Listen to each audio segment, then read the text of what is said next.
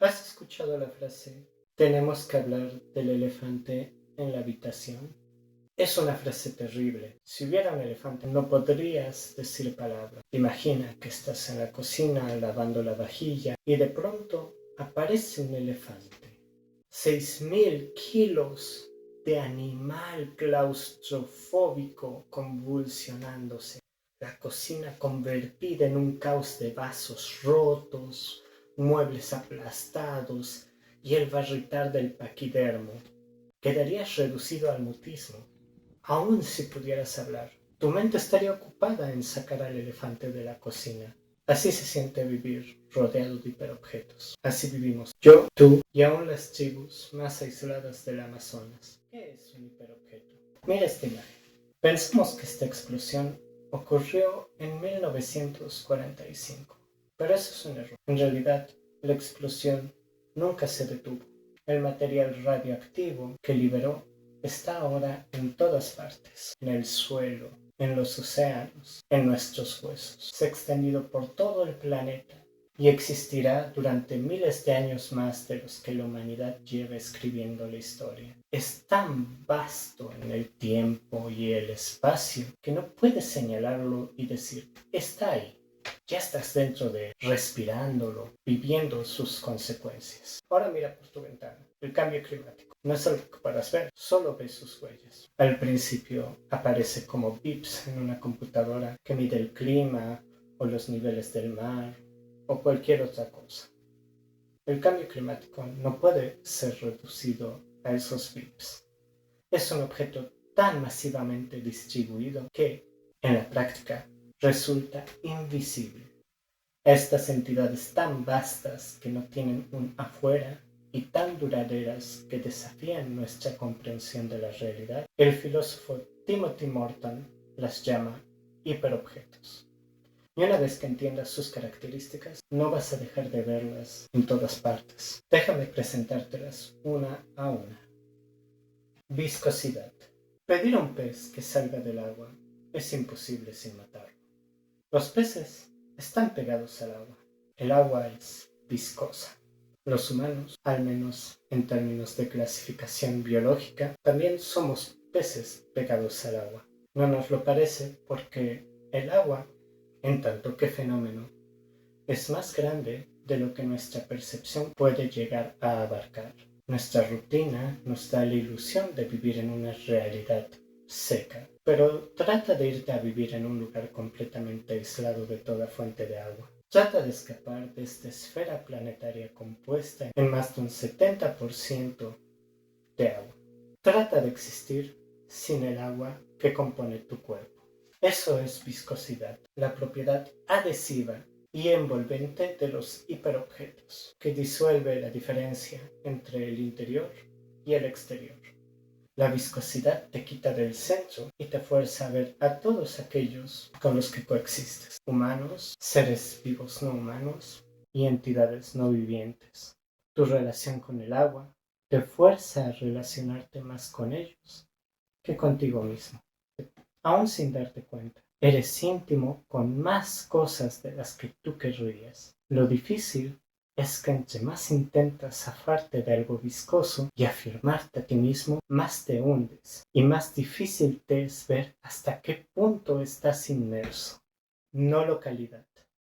Los negacionistas del cambio climático no están del todo equivocados cuando dicen no ver ningún cambio climático, porque es cierto. El problema no está aquí, enfrente de nosotros al menos.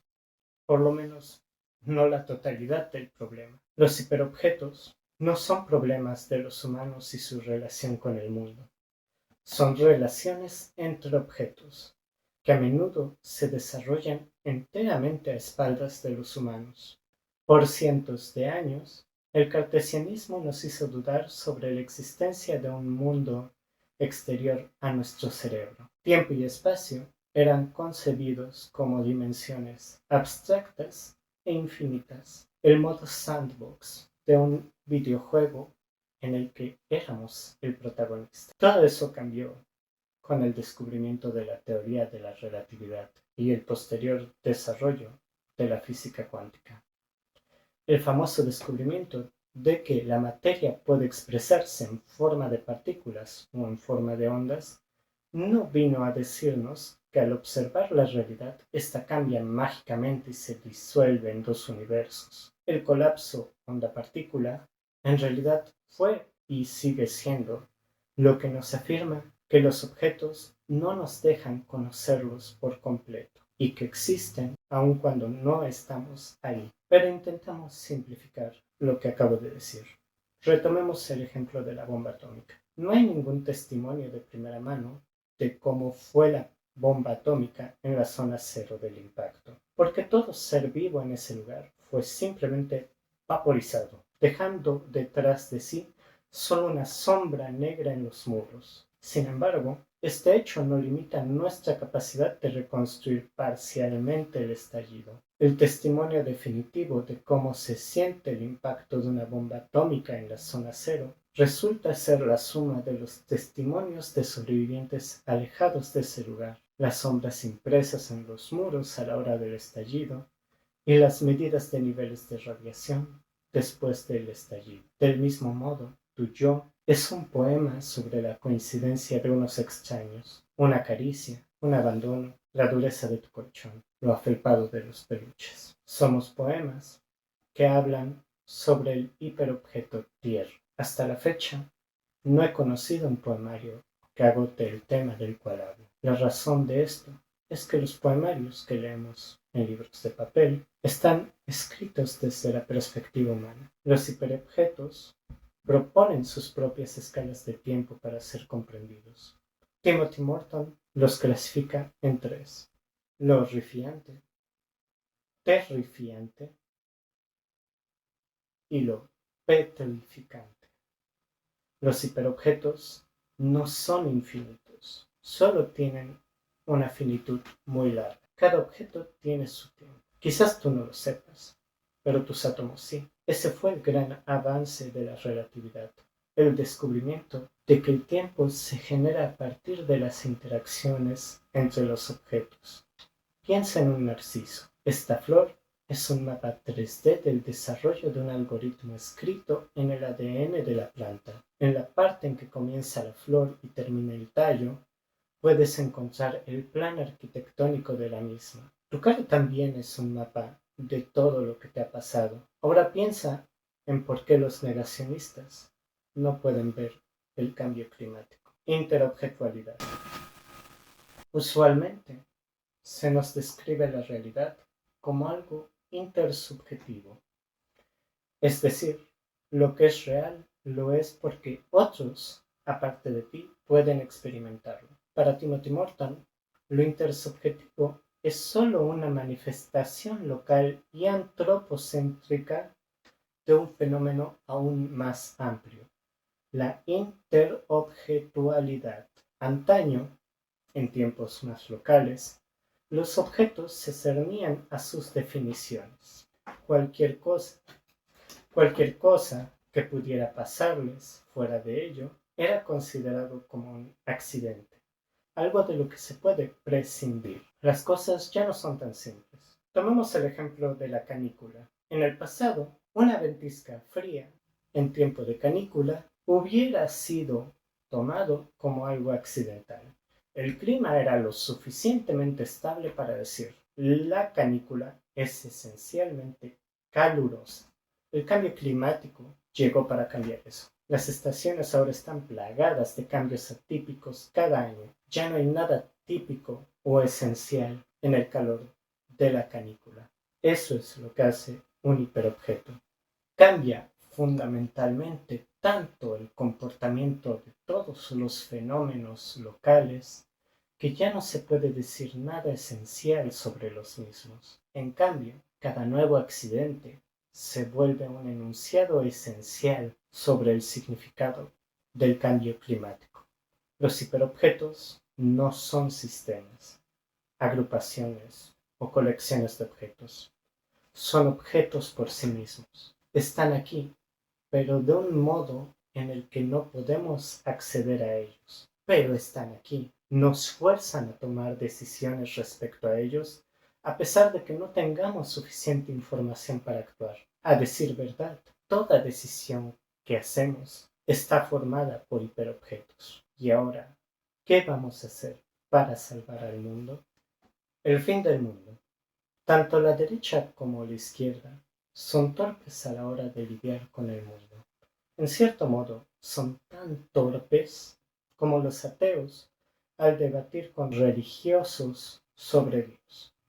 Dios y el mundo son aún más objetificados que cualquier otro objeto. Son planteados como unidades lejanas en las cuales todo flota, entidades místicas que preceden a todo. Pero, como mucho de lo que hemos discutido, eso es solo una ilusión estética, un juego de espejos. Dios, mundo, la naturaleza, aparecen a partir de la comprensión de un mundo basado en la idea de que para todo evento hay una causa y un efecto. Todo eso se origina en la asunción de que es posible reconstruir toda cadena de sucesos para cada evento. Tratar con los objetos, como lo hacemos, termina siendo un acto de fe. Montar un teatro de escalas wagnerianas, una obra de arte total, en el horizonte, llamado mundo, nos ayuda a creer en ellos, pero no nos protege de las evidencias que denuncian el simulacro. El mundo es lo que es, y siempre ha sido así.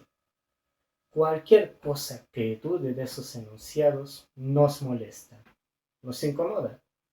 Es por ello que a menudo se dice que las turbinas eólicas arruinan el paisaje, porque denuncian con orgullo una decisión consciente sobre un problema que no podemos esquivar.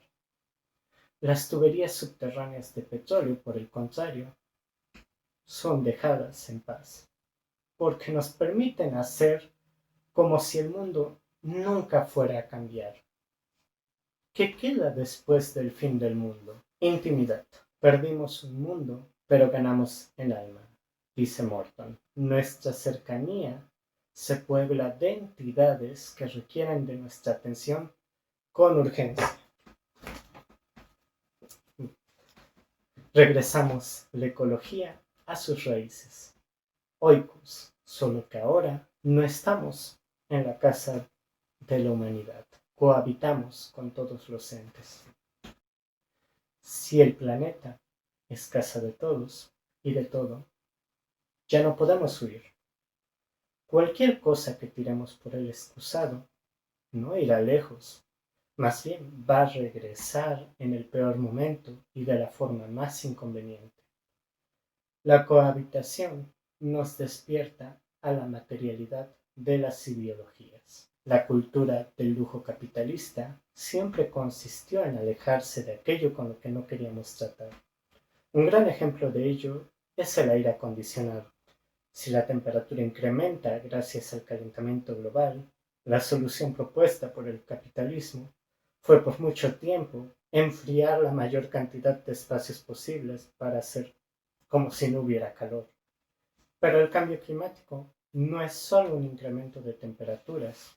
Esto hace que Timothy Morton se pregunte, ¿por qué no dejamos de pensar en términos de una arquitectura que nos evita darnos cuenta de la contaminación y empezamos a construir integrando la contaminación en nuestras vidas? Este tipo de cambio tendrá que venir de la mano de una integración de la política con la espiritualidad, la ética, el arte y, por supuesto, la ciencia. Dar una buena solución a problemas como el almacenaje de desechos nucleares puede llegar a elevarnos hasta ser guardianes de la futurabilidad. Timothy Morton nos propone el siguiente ejemplo.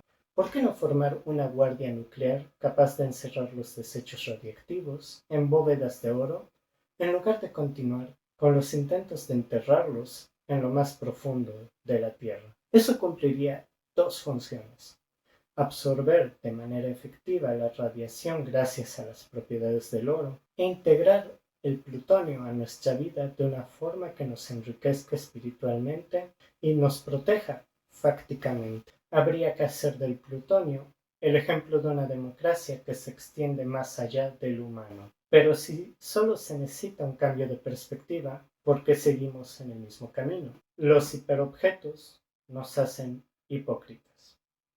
Veamos la situación en la que estamos para resolver el cambio climático. El cambio climático es lo que se puede considerar como un problema retorcido.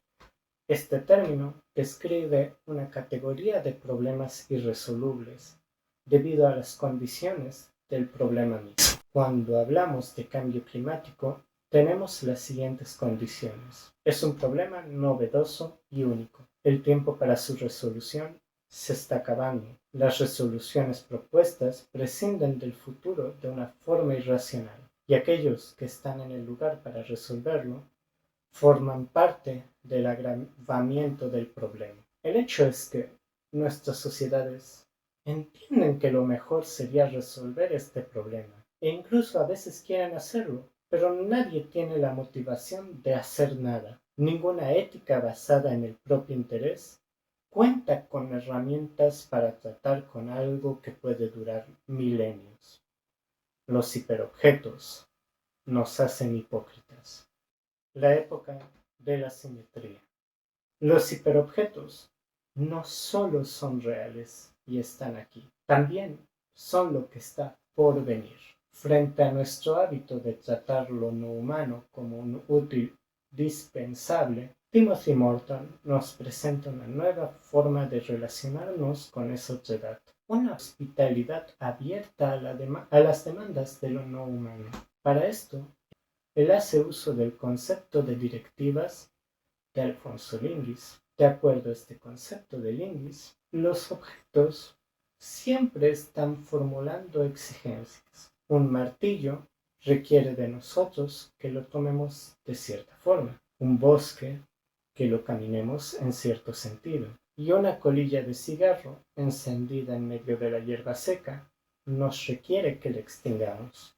Cada objeto emite una zona a partir de estas demandas. En esta zona, el objeto trata de aplicar su ley lo más posible. Aquello que pensamos como libre arbitrio puede que no sea nada más que un empalme o interferencia entre diferentes demandas y estrategias de seducción de los objetos que nos componen y que nos rodean. En ese sentido, Timothy Morton sugiere priorizar la ética sobre la política, bajo el entendimiento de que su propuesta plantea la política como una teoría de reacción frente al mundo y la ética como una teoría de la interacción entre los seres.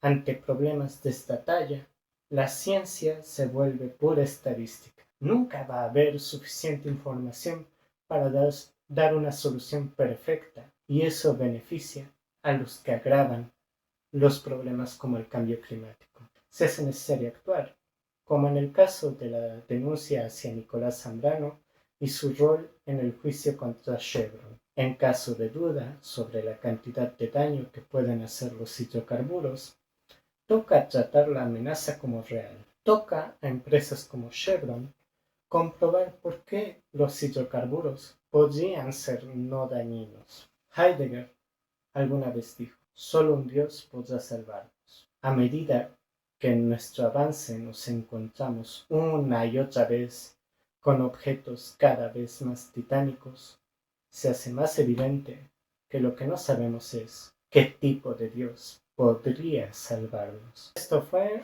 un resumen de Hyperobjects, Filosofía y Ecología para el Fin del Mundo, de Timothy Morton. Me parece un libro útil para poner el dedo en la llaga en la necesidad de aterrizar ciertas discusiones a un plano de acción más factible.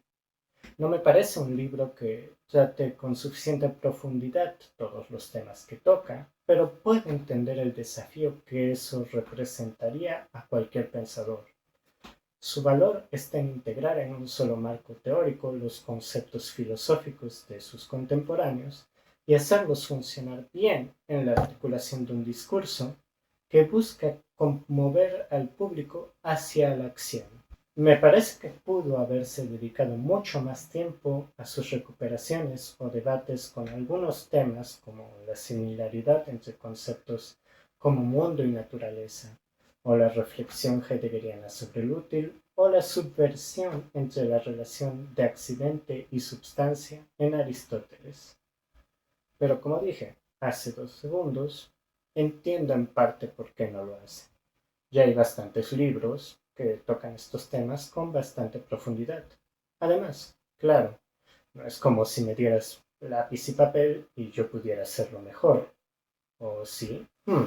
Me causa algo de comezón el hecho de que durante la pandemia yo llegué a haber mencionado en canales de divulgación este concepto de hiperobjetos por canales que eran fondeados por la Fundación Bill Gates. No quiero caer en conspiranoias porque no es mi estilo, pero en su momento me llamó la atención. Políticamente lo sentía un poco del lado del ecologismo vainilla. Claramente está en contra del fascismo y dedica algunos apartados que no pude presentar a confrontarse contra el cinismo político y el nihilismo, pero tampoco lo veo tocar temas que podrían llegar a ser pertinentes para esta conversación, como la lucha de clases o la riqueza generacional. A pesar de lo que acabo de decir, lo recomiendo ampliamente. La experiencia de lectura es muy ligera, tiene 265 páginas, por lo que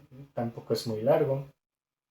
¿Qué otros libros de filosofía contemporánea desconocida te gustaría que resumiera y o comentara?